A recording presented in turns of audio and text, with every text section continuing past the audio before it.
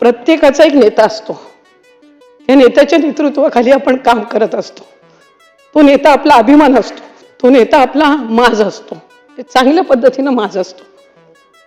हा आमचा रुबाबदार नेता. चालत यायचे, तो रुबाबदारपणा बघून आम्हाला अभिमान वाटायचा. आणि आज जात असताना तो रुबाबदार नेता फक्त एकटा गेला नाही, कार्यकर्ता म्हणून आमचा रुबाब आणि माज पण जाताना सोबत घेऊन गेला. खरं तर व्यक्ती गमावल्याचं दुःख हे मोठं असतं, पण त्याच्यापेक्षा अधिक दुःख हे असतं की ती व्यक्ती आपल्याला परत कधीच पाहायला मिळणार नाही, त्याचा आवाज आपल्याला कधी ऐकायला येणार नाही. ही भावना ही मनाला दुःख आणि वेदना देणारी असते.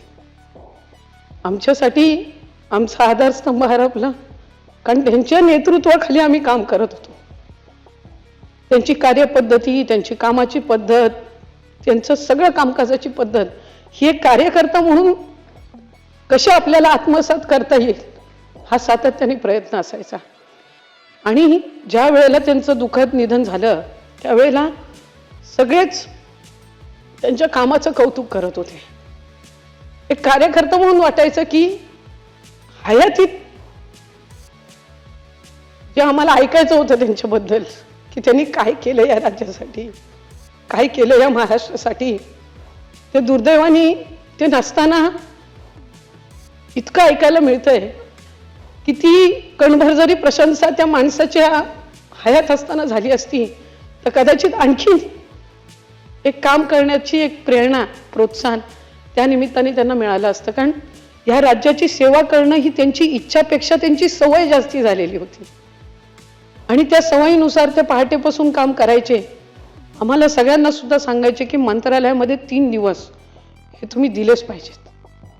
सोमवारी आम्ही मंत्रालयामध्ये यायचो, मंगळवारचा अख्खा दिवस त्यांच्यासोबत जायचा, बुधवारचा अख्खा दिवस त्यांच्यासोबत जायचा. आणि त्यांच्याशिवाय कधी काम करावं लागेल अशी भावना सुद्धा दुरान्वे सुद्धा मनाला स्पर्श करून कधी गेली नाही. मला आठवतंय 28 जून 2024 रोजी त्यांनी बजेट मांडलं. मुख्यमंत्री लाडकी बहीण योजना त्यांनी त्या बजेटमध्ये जाहीर केली. त्या दिवशी जे जॅकेट त्यांनी घातलं होतं गुलाबी रंगाचं, खरं तो रंग काय फारसा असा त्यांचा काय आवडीचा किंवा अशातला काही भाग नाही, पण ते जे जॅकेट घातलं त्या आमच्या आग्रहानंतर 12 जॅकेट तशी शिवून घेतली. आणि मग प्रत्येक सभेमध्ये त्या जॅकेटनी ते प्रचाराला यायचे. आपल्या प्रत्येकाचा एक नेता असतो. या नेत्याच्या नेतृत्वाखाली आपण काम करत असतो. तो नेता आपला अभिमान असतो. तो नेता आपला माज असतो. ते चांगल्या पद्धतीनं माज असतो. हा आमचा रुबाबदार नेता.